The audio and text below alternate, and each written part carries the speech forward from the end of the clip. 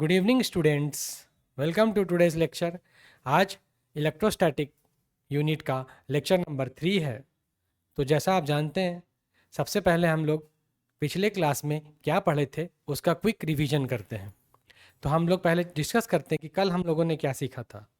कल हम लोग डिस्कस किए थे चार्ज की प्रॉपर्टीज़ के बारे में। एक क्वेश्चन हम लोग डिस्कस कर रहे थे, राइट एनी 3 प्रॉपर्टीज़ या right any 2 properties of electric charge. तो पहली प्रॉपर्टी हम लोग देखे थे बच्चों, आपको याद होगा कि अगर दो सेम चार्ज हैं, देखिए दो अगर सेम चार्ज हैं, इक्वल चार्ज हैं, तो वे दोनों एक दूसरे को रिपेल करते हैं, एक दूसरे से दूर जाते हैं। और अगर दो अनलाइक चार्ज हैं, अलग अलग चार्ज हैं, सपोज एक पॉजिटिव है और एक नेगेटिव है, तो वो दोनों एक दूसरे को अट्रैक्ट करते हैं।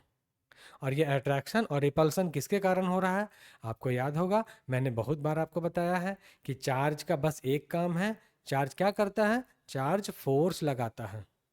चार्ज ऑलवेज एक्सर्ट फोर्स किस पर? On another charge. और इसी फोर्स के कारण या तो अट्रैक्शन होता है या फिर रिपल्सन होता है। ठीक है, चलिए नेक्स्ट हम लोग देखें तो second property, quantization of electric charge, जो कि बहुत ही इंपॉर्टेंट प्रॉपर्टी है। क्वांटाइजेशन ऑफ इलेक्ट्रिक चार्ज, ये एग्जामिनेशन में बहुत बार पूछा जाता है। क्वांटाइजेशन क्या है? कल डिस्कस किए थे कि कोई भी चार्ज जो होता है, जैसे हम लोग लिखते हैं चार्ज 3.2 10⁻⁻19 कूलम, तो क्या ये चार्ज पॉसिबल है या नहीं है, यही चेक करना है। और ये चेक हम लोग किसकी मदद से करते हैं? इस फॉर्मूला की मदद से, जो कल हम लोग देखे थे, Q equal to n e, जहाँ Q से क्या है? टोटल चार्ज है। N से इंटीजर, इंटीजर कल कुछ बच्चे पूछ रहे थे, 0 1 2 3 4 डॉट डॉट डॉट, ये इंटीजर हो जाएगा। फ्रैक्शन कल हम आपको बताए थे, 4/5, 3/2, 17/3, ये सब फ्रैक्शन है। तो इसमें नहीं होना चाहिए, आपको याद होगा, इसमें नहीं होना चाहिए। अगर पॉइंट में भी आ जा रहा है, पॉइंट क्या हो गया? 4.3, 3.1, 7.5, इस तरह से अगर आ गया तो ये भी चार्ज पॉसिबल नहीं होगा। आपको याद होगा, हम कुछ क्वेश्चन देखे थे, अभी भी हम कुछ क्वेश्चन आपको यहाँ पर प्रैक्टिस करवाएंगे। Q हो गया टोटल चार्ज, N हो गया इंटीजर, और E है बेसिक यूनिट ऑफ चार्ज। जो सबसे छोटा चार्ज दुनिया में मौजूद है वो है इलेक्ट्रॉन का चार्ज। और आप जानते हैं इलेक्ट्रॉन का चार्ज होता है 1.6 10⁻⁻19 कूलम। कूलम क्या है बच्चों? कल भी हम लोग डिस्कस किए थे और आपको हम बताए थे कि किसी भी फिजिकल क्वांटिटी के यूनिट को कैसे लिखा जाता है। आपको याद होगा, तो आप कल देखे थे कि अगर हम कूलम ऐसे लिखें, देखिए यहाँ पर लिखा हुआ है,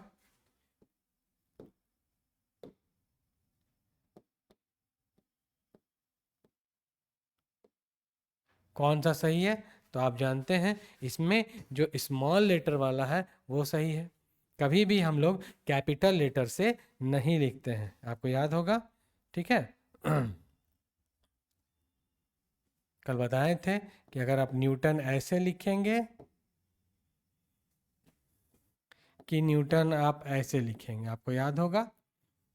किससे लिखते हैं? कैपिटल की स्मॉल? जल्दी से बताइए, कैपिटल लेटर की स्मॉल लेटर? आप देख रहे होंगे हमेशा हम लोग स्मॉल लेटर से लिखते हैं। ये वाला सही है, ये बिल्कुल गलत है। ठीक, आगे बढ़ते हैं हम लोग। Electric charge are additive in nature. Third property है चार्ज की कि चार्ज को हम लोग जोड़ सकते हैं। एडिटिव मतलब उसको समेसन किया जा सकता है। चार्ज एक स्केलर क्वांटिटी है, हम लोग डिस्कस कर चुके हैं, ये बात आपको पता है। तो हम लोग स्केलर क्वांटिटीज़ को जनरली सिंपल तरीके से ऐड करते हैं। सपोज यहाँ पर देखिए, चार्ज Q1 Q2 से Q1 तक ऐड हो जाएगा एक बार में। कोई सिस्टम है, उसमें ये इतने सारे चार्ज हैं, 1 coulomb, 3 coulomb, 4 coulomb, 5 coulomb, -2 coulomb. अगर सबको ऐड करना हो तो देखिए यहाँ पर सबको ऐड किया गया है। ऐड करने के बाद सम कितना आ जा रहा है? 11 कूलम। मतलब चार्ज जो होता है उसको आसानी से हम जोड़ सकते हैं, घटा सकते हैं। इसमें कोई भी स्पेशल लॉ लगाने की ज़रूरत नहीं है। क्यों नहीं है? क्योंकि ये एक स्केलर क्वांटिटी है। यदि हम किसी वेक्टर क्वांटिटी को ऐड करते हैं तो वेक्टर को जोड़ने के लिए हमें वेक्टर लॉ ऑफ एडिशन की ज़रूरत पड़ती है, जो आप 11th क्लास में पढ़ चुके हैं। दो लॉ आपको बताया गया होगा, आपने पढ़ा होगा। पहला था triangle law of vector addition और दूसरा था parallelogram law of vector addition, जहां पर आप रिजल्टेंट के फॉर्मूला को यूज करके दो वेक्टर का एडिशन या सब्ट्रैक्शन का इस्तेमाल करते हैं। Fourth number property, electric charge are conservative in nature. Conservative कहने का मतलब क्या है स्टूडेंट्स? कंजर्वेटिव कहने का मतलब है जितना पहले था उतना ही बाद में रहेगा। कंजर्वेटिव हम लोग उसी को बोलते हैं। जैसे आप पढ़ चुके हैं एनर्जी का कंजर्वेशन, पढ़े हैं आप लोग। ऊर्जा का संरक्षण का नियम, ऊर्जा को ना बनाया जा सकता है ना ही उसको नष्ट किया जा सकता है। तो क्या कर सकते हैं? ऊर्जा को हम लोग एक रूप से दूसरे रूप में बदल सकते हैं। जैसे लाइट एनर्जी से हीट एनर्जी, इलेक्ट्रिकल एनर्जी से लाइट एनर्जी, केमिकल एनर्जी से लाइट एनर्जी। टॉर्च है, टॉर्च में बैटरी लगा हुआ है, बैटरी में केमिकल रिएक्शन हो रहा है, केमिकल एनर्जी कन्वर्ट हो जा रही है लाइट एनर्जी में। यहाँ बहुत ज़्यादा लाइट लगा हुआ है, सन से हमें लाइट मिल रहा है, तो वो लाइट एनर्जी जब हमें मिलता है तो वो हीट एनर्जी में कन्वर्ट हो जाता है। इस तरह से एनर्जी का हम लोग कन्वर्सन कर सकते हैं, उसको ख़त्म भी नहीं कर सकते और ना ही उसको हम लोग बना सकते हैं। ठीक उसी तरह से चार्ज के बारे में भी ये बात कही गई है कि total charge of A system is remains conserve. किसी सिस्टम का जो टोटल चार्ज होता है वो हमेशा कंजर्व रहता है, एक जैसा होता है, ना वो बढ़ता है ना घटता है। तो अब चार्ज कैसे घटता बढ़ता है? तो वो due to transfer of electrons. हम आपको बताए थे कि पॉजिटिव और नेगेटिव चार्ज आया कैसे, कि किसी बॉडी से इलेक्ट्रॉन उठकर किसी दूसरे बॉडी में चला गया। कैसे गया? जब दो बॉडीज़ को आपस में रब किया गया। रब मतलब रगड़ा गया। तो जब एक बॉडी, एग्जाम्पल के तौर पर देखिए यहाँ लिखा हुआ है, when glass rod is rubbed with piece of silk. Silk कपड़ा, जैसे ये कॉटन कपड़ा है, सिल्क कपड़ा ले लेंगे और एक ग्लास ले लेंगे, कांच का कोई टुकड़ा, कांच का परख नली, उसको ऐसे से रगड़ेंगे कपड़े के साथ। तब क्या होगा? ग्लास रॉड जो होता है वो पॉजिटिवली चार्ज हो जाता है और जो सिल्क है वो नेगेटिवली चार्ज होता है। इसके पहले हम लोग देख चुके थे कि पॉजिटिवली चार्ज कौन होता है? जो इलेक्ट्रॉन को दे देता है, इलेक्ट्रॉन को छोड़ देता है। और नेगेटिवली चार्ज कौन होता है? जो इलेक्ट्रॉन को ले लेता है। कोई एटम है, अपने इलेक्ट्रॉन्स का त्याग कर दिया, दे दिया, तो इलेक्ट्रॉन नेगेटिव चार्ज होता है। तो उसके यहाँ से नेगेटिव चार्ज की संख्या क्या हो गई? कम हो गई। तो पॉजिटिव क्या हो जाएगा? बढ़ जाएगा। और जो दूसरा इलेक्ट्रॉन को ले लिया तो वो क्या हो जाएगा? नेगेटिवली चार्ज हो जाएगा। जैसे समझने के लिए आपको हम बताते हैं,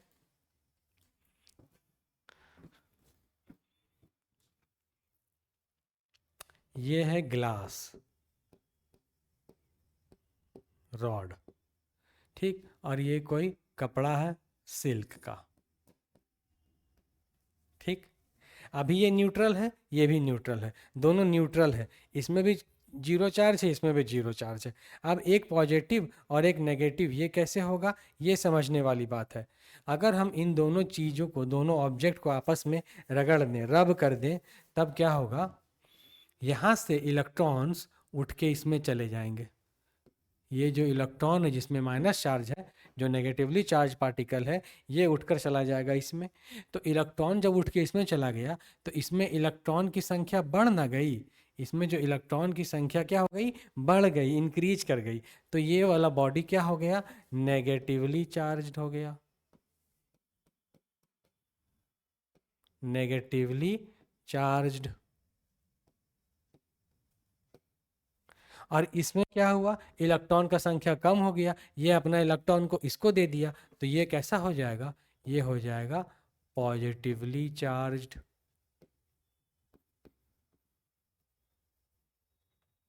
ठीक है, इस तरह से आप समझ गए एग्जाम्पल से।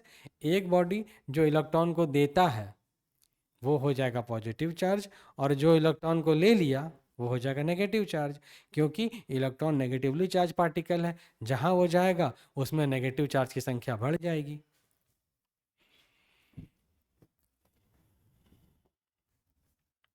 नेक्स्ट टॉपिक है कूलम्स लॉ ऑफ इलेक्ट्रोस्टैटिक। ये बहुत ही इंपॉर्टेंट टॉपिक है, Coulomb's law of electrostatic. Coulomb scientist थे, उन्होंने दिया था इलेक्ट्रोस्टैटिक का नियम। ठीक है, हम आपको बता चुके हैं कि चार्ज का नेचर है फोर्स लगाना, तो चार्ज ये तो पता चल गया कि फोर्स लगाता है, ठीक है, सही बात। लेकिन अब कितना फोर्स लगाता है? फोर्स आप जानते हैं कि जो फोर्स होता है,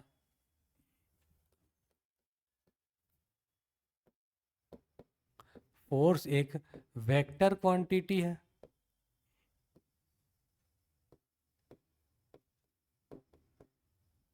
फोर्स कैसी क्वांटिटी है? एक वेक्टर क्वांटिटी है। तो वेक्टर में मैग्नीट्यूड तो होगा, साथ ही साथ डायरेक्शन भी होगा, आपको पता है। ठीक है, तो हम ये तो जान गए कि ये चार्ज और ये चार्ज, जब दो चार्ज आपस में रखे हुए हैं एक दूसरे के नज़दीक में, तो ये फोर्स तो लगाएंगे, मैग्नीट्यूड पता चल गया। लेकिन कितना फोर्स लगाएंगे ये तो नहीं पता चला ना। तो वही पता लगाने के लिए लॉ दिया गया है, कूलम्स लॉ ऑफ इलेक्ट्रोस्टैटिक्स। ये शॉर्ट क्वेश्चन है, ये एग्जामिनेशन में कभी कभी पूछा जाता है, शॉर्ट क्वेश्चंस। 2 मार्क्स का रहता है, और ये न्यूमेरिकल बनाने के लिए बहुत ही इंपॉर्टेंट टॉपिक है। इसको ध्यान से समझ लीजिए, तब आप न्यूमेरिकल अच्छे से बना पाएंगे, क्योंकि इस पर बेस्ड न्यूमेरिकल अभी हम आपको सॉल्व कराएंगे। एक फार्मूला हम लोग सीख लिए। एक फार्मूला कौन सा सीखे बच्चों? Q बराबर एन ई। इस पर न्यूमेरिकल हम लोग सीख लिए बनाना, कैसे बनाना है। 3 चीज़ में कोई 2 चीज़ आपको दिया रहेगा, तीसरा निकालना रहेगा, तो आप आसानी से निकाल सकते हैं Q बराबर एन ई से, पहला फार्मूला। अब हम लोग देखने जा रहे हैं सेकेंड फार्मूला, जो है कूलम्स लॉ ऑफ इलेक्ट्रोस्टैटिक, जिसमें हम लोग फोर्स बिटवीन 2 चार्ज कितना लगता है वो फार्मूला डिराइव करेंगे। देखिए, आपने 11th क्लास में ग्रेविटेशन नाम का चैप्टर पढ़ा होगा।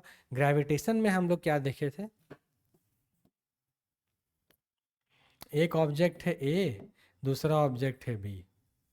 2 बॉडी है, एक ए है और एक बी है।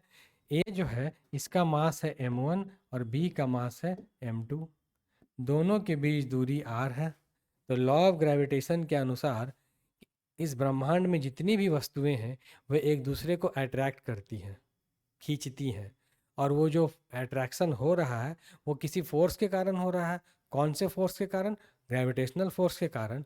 तो आप यहाँ पर पढ़े थे कि जो फोर्स होता है वो डायरेक्टली प्रोपोर्शनल होता है दोनों बॉडी के मास के प्रोडक्ट पर। प्रोडक्ट मतलब बच्चों, प्रोडक्ट मतलब होता है मल्टीप्लाई इनटू। तो यहाँ पर हमने क्या लिखा देखिए, force directly proportional product of mass of 2 bodies.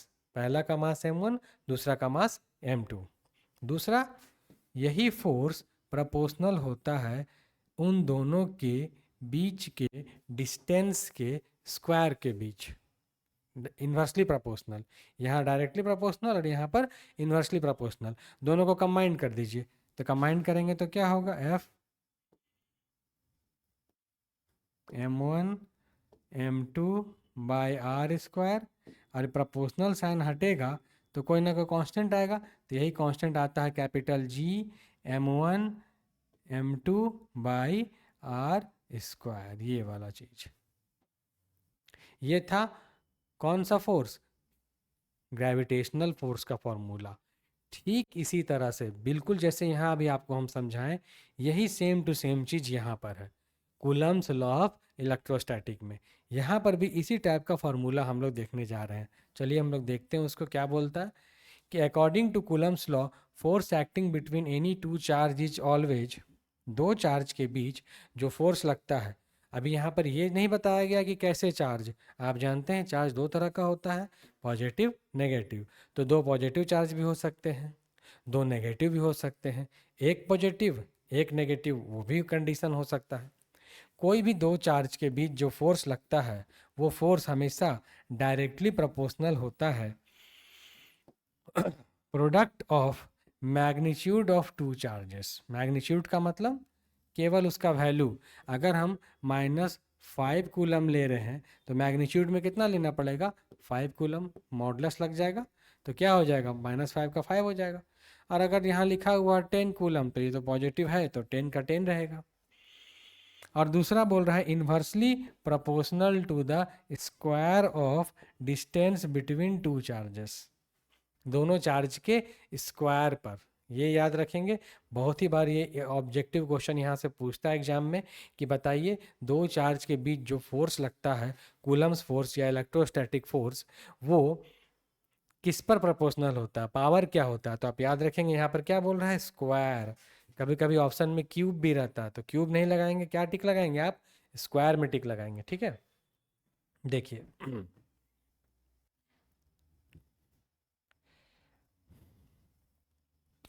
Force directly proportional दोनों के प्रोडक्ट के मैग्नीट्यूड पर, देखिए मॉडुलस लगाया गया है यहाँ पर, इन्वर्सली स्क्वायर पर, दोनों को कंबाइंड कर दिए हम लोग। अब जब इस प्रोपोर्शनलिटी साइन को हटाएंगे तो कांस्टेंट आएगा। यहाँ पर कांस्टेंट क्या था, के है। पिछली बार अभी हम लोग थोड़ी देर पहले देखें, ग्रेविटेशन वाले में कांस्टेंट क्या था, कैपिटल जी था, जिसको हम लोग बोलते हैं यूनिवर्सल ग्रेविटेशनल कांस्टेंट। और यहाँ पर आया आपका के, इस के को बोला जाता है, देखिए लिखा हुआ है, where k is a constant which is known as Coulomb's constant और इलेक्ट्रोस्टैटिक कांस्टेंट। अब जैसे कैपिटल जी का वैल्यू होता है, उसी प्रकार यहाँ पर के का भी वैल्यू होगा। देखिए ऐसा यूनिट में के का वैल्यू ये होता है 1/4 pi epsilon naught epsilon are.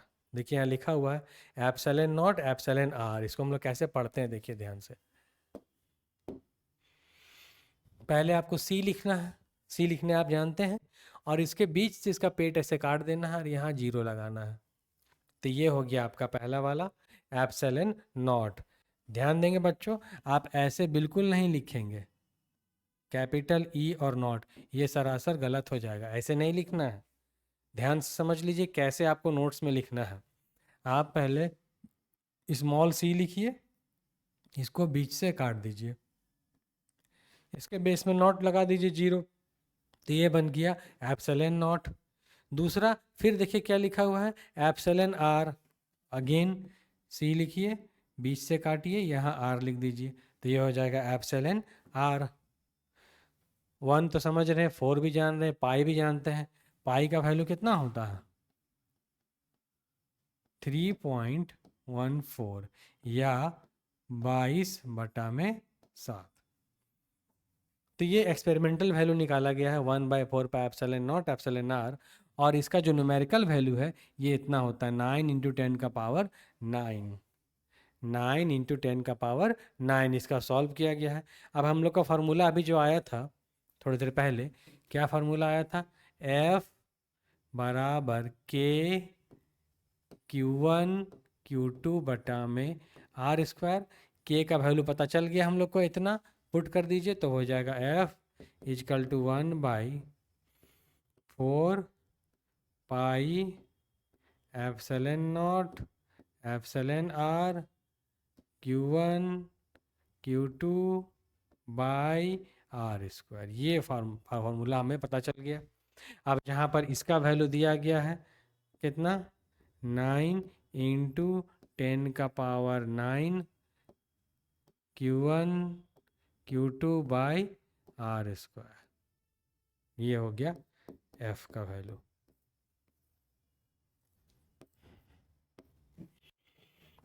वही बात आके लिखा हुआ है। अब एप्सिलॉन नॉट और एप्सिलॉन आर क्या है, ये यहाँ देखिए दिया हुआ है। एप्सिलॉन नॉट है absolute permittivity of free space और वैक्यूम, और एप्सिलॉन आर क्या है, relative permittivity of the medium.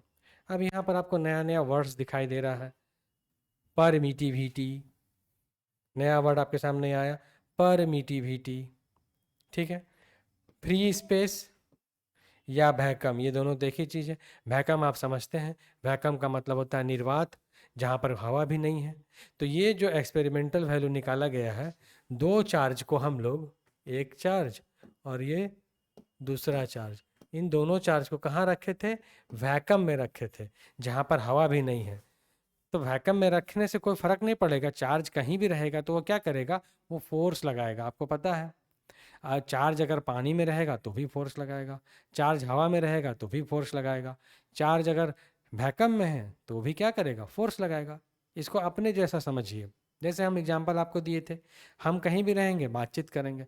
आप क्लास में रहते हैं तो भी धीरे धीरे बात करते रहते हैं। आप छुट्टी होता है, घर घर जाते हैं, कॉलेज से घर जाते हैं, स्कूल से घर जाते हैं, तो अपने दोस्तों के साथ बात करते करते घर जाते हैं। रूम पहुंचते हैं, घर पहुंचते हैं, अपने मम्मी पापा भैया भाभी सबसे बात करते हैं। तो हमारा नेचर है कि हम बात करते हैं, बोलते रहते हैं। तो ठीक उसी तरह से चार्ज भी क्या करता है, बात करता है नहीं, फोर्स लगाता है। कहीं भी रहेगा, एयर में रहेगा तो भी फोर्स लगाएगा, पानी में रहेगा तो भी फोर्स लगाएगा, वैक्यूम में रहेगा तो भी चार्ज क्या करेगा, फोर्स लगाएगा। ठीक है, अब यही फोर्स लग रहा है कितना, उसी फार्मूला से हम लोग देख लिए। इसी फार्मूला में दो टर्म आया, epsilon naught, epsilon r. Epsilon naught क्या है, एब्सोल्यूट परमिटिविटी, और एप्सिलॉन आर क्या है, रिलेटिव परमिटिविटी। रिलेटिव, अब परमिटिविटी पहले समझिए कि ये क्या होता है। परमिटिविटी का जो वर्ड है ये बना है परमिट देने से। जैसे आप कैसे करते, क्लास चल रहा है, आप अगर थोड़ा लेट से आए या कहीं बाहर से आए तो आप पहले परमिशन लेते हैं, सर मे आई कम इन, आप पूछते हैं, तो सर आपको अलाउ करते हैं, आ जाओ कम इन, तो आप अंदर आते हैं। उसी परमिशन वर्ड से बना है परमिटिविटी। ठीक है, परमिटिविटी। इसका मतलब क्या है कि कोई भी मैटर, कोई भी मीडियम, जैसे कोई मीडियम है मान लीजिए एयर, एयर अपने अंदर से कितने लाइंस को, कितने इलेक्ट्रिक फील्ड लाइंस को परमिट करता है अपने अंदर से पास होने के लिए, उसको हम लोग बोलते हैं परमिटिविटी। ठीक है, परमिशन देने की प्रॉपर्टी को बोलते हैं परमिटिविटी। जैसे क्लास है, क्लास में कभी कोई टीचर है, 4-5 बच्चों को छुट्टी दे दी, जाओ पानी पी कर आओ, टॉयलेट जाओ। कभी कभी कोई दूसरे टीचर आते हैं, किसी को छुट्टी नहीं देते, वो बस क्लास में सब बच्चों को बैठे रहना पड़ता है। तो जो टीचर छुट्टी नहीं दिए उनका परमिटिविटी कितना हो गया, 0, क्योंकि किसी को अलाउ नहीं किए। और जो टीचर 5 बच्चों को छोड़ दिए तो उनका परमिटिविटी कितना हो गया, 5। उसी तरह से कोई भी मीडियम, जैसे एयर एक मीडियम है, वाटर दूसरा मीडियम है, ग्लास कुछ अलग मीडियम है, तो ये अलग अलग मीडियम है। एक वैक्यूम है, ये अलग अलग माध्यम है। इन माध्यम में, इन माध्यम का, इन अलग अलग मीडियम्स का अलग अलग प्रॉपर्टी होता है। कोई मीडियम ज़्यादा लाइंस को पास कराता है, कोई मीडियम कम लाइंस को पास कराता है। उसी प्रॉपर्टी को हम लोग बोलते हैं परमिटिविटी। और यही परमिटिविटी एब्सोल्यूट वर्ड लग गया तो आप समझ जाइएगा ये वैक्यूम के लिए है। ठीक है, जब एब्सोल्यूट वर्ड आपको कहीं दिखाई देगा तो आप समझ जाना कि ये किसके लिए यूज किया गया है, वैक्यूम के लिए यूज किया गया है, निर्वात के लिए। और जब यहाँ दूसरा वर्ड आपको दिखाई दे रहा है रिलेटिव, रिलेटिव का मतलब होता है जब हम लोग तुलना करते हैं, कंपैरिजन करते हैं। जैसे 2 स्टूडेंट या 4 स्टूडेंट एग्ज़ाम दिए, एक स्टूडेंट का मार्क्स ज़्यादा आया, तो ज़्यादा आने वाले बच्चे का मार्क्स की तुलना दूसरे बच्चों से करते हैं कि उसका उससे कितना ज़्यादा आया। सपोज एक का आया 50 में 45, दूसरे का आया 50 में 30, तो जो 30 नंबर बच्चा लाया उसका ज़्यादा नंबर लाने वाले बच्चे से कितना मार्क्स कम आया, 15 नंबर कम आया। इस तरह से हम लोग तुलना करते हैं, कंपैरिजन करते हैं, तो उसको हम लोग क्या बोलते हैं, रिलेटिव बोलते हैं। ठीक है, रिलेटिव परमिटिविटी। परमिटिविटी आपको हम समझा दिए, परमिट देने का प्रॉपर्टी।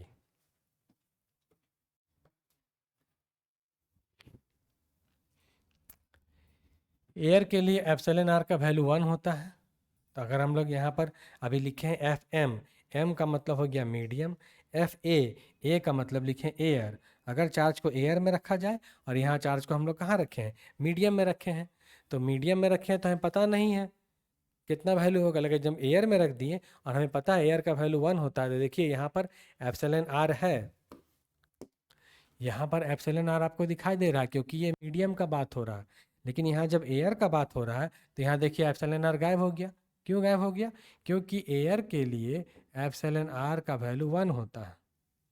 अगर यही वाटर के लिए बात हो तो वाटर के लिए एप्सिलॉन आर का वैल्यू 81 होता है। तो अगर वाटर का बात करेंगे, यहाँ आर लिखेंगे, डब्ल्यू लिखेंगे वाटर, तो यहाँ पर 81 पुट करना होगा। ये एक्सपेरिमेंटल डेटा है। ठीक है, तो एक बार F M general formula medium के लिए और एफ ए एयर के लिए, दोनों को हमने लिखा, दोनों को डिवाइड कर दिया, एक इसको और एक इसको, तो जो कॉमन टर्म था सारा कैंसल आउट हो गया, इधर भी कैंसल आउट हो गया, बचा क्या, इधर बच गया एफ ए और एफ एम, और इधर क्या बच गया, एप्सिलॉन आर। ध्यान देंगे ऐसे नहीं लिखना है, कैपिटल ई और आर ये बिल्कुल नहीं लिखना है। आपको मैंने बताया स्मॉल सी लिखिए, काटिए और ऐसे लिखिए, तब ये कहलाएगा एप्सिलॉन आर। तो एफ ए और एफ एम का रेशियो निकल गया एप्सिलॉन आर। तो epsilon r is a pure ratio having no unit and no dimension. देखिए तो इससे कोई डायमेंशन या यूनिट निकल सकता है, ऊपर भी फोर्स नीचे भी फोर्स, तो जो यूनिट आप ऊपर पुट करेंगे वही यूनिट नीचे पुट करेंगे। फोर्स का यूनिट आप जानते हैं न्यूटन होता है, तो अगर आप न्यूटन ऊपर लिखेंगे न्यूटन नीचे भी लिखेंगे तो जो दोनों जगह कैंसल आउट हो जाएगा।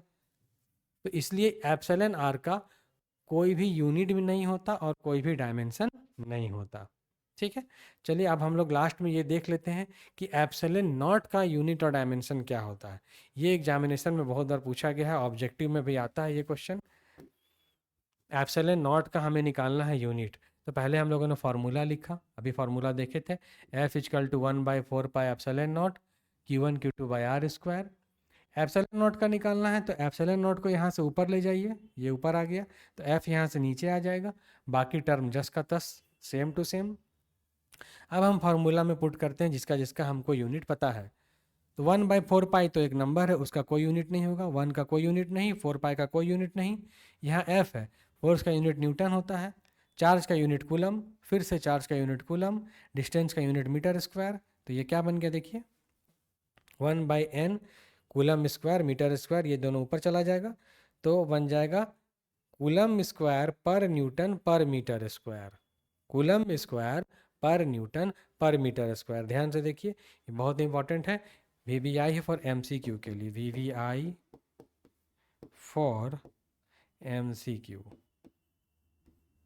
ठीक है, पर न्यूटन कूलम स्क्वायर पर मीटर स्क्वायर। न्यूटन नीचे से ऊपर जाएगा तो माइनस लगेगा, ठीक है, कूलम स्क्वायर पहले से ऊपर है उसमें कुछ नहीं करेंगे। मीटर स्क्वायर जब देखिए नीचे से ऊपर जाएगा तो यहाँ स्क्वायर है, ऊपर जाएगा तो -2 हो जाएगा। ये निकल गया एप्सिलॉन नॉट का SI यूनिट। इसी को हमने यहाँ पर कन्वर्ट कर दिया है CGS में। तो न्यूटन का CGS होता है डाइन, कूलम का स्टैट कूलम और मीटर का होता है सेंटीमीटर। तो क्या बन गया, पर डाइन स्टैट कूलम स्क्वायर पर सेंटीमीटर स्क्वायर। ठीक, नेक्स्ट मूव करते हैं हम लोग इसके डायमेंशन की ओर। देखिए डायमेंशन निकालना है तो जो जो फार्मूला था यहाँ पर उसी को यूज किए, ये जो फार्मूला लिखे थे अभी हम देखिए ये वाला, इसी से डायमेंशन निकालना है। 1/4 पाई का कोई डायमेंशन नहीं होगा, फोर्स, फोर्स का डायमेंशन आप जानते हैं MLT-2, इधर आ गया फोर्स का। ऊपर यहाँ पर देखिए कूलम है, कूलम का आपको हम बता चुके थे 80, फिर से कूलम है तो 80, और नीचे मीटर स्क्वायर था तो L/2। सॉल्व कर रहे हैं तो आ जा रहा है M-1, देखिए M ऊपर चला जाएगा, L देखिए L का पावर यहाँ 1, यहाँ L का पावर 2, तो 1 और 2 कितना हो जाएगा 3, 3 जब ऊपर जाएगा तो क्या होगा -3। T को देखिए ध्यान से, T into T, T square, और ये जो T -2 ऊपर चला जाएगा तो स्क्वायर और -2, तो 2 + 2 कितना हो जाएगा 4, और A यहाँ पर 2 बार है तो A स्क्वायर हो गया। तो इस तरह से आज हम लोगों ने देखा कूलम्स लॉ ऑफ इलेक्ट्रोस्टैटिक, और SI यूनिट सीखा एप्सिलॉन नॉट का निकालना, और डायमेंशन सीखा एप्सिलॉन नॉट का निकालना। ठीक है, आशा आपको वीडियो पसंद आया होगा। Thank you very much.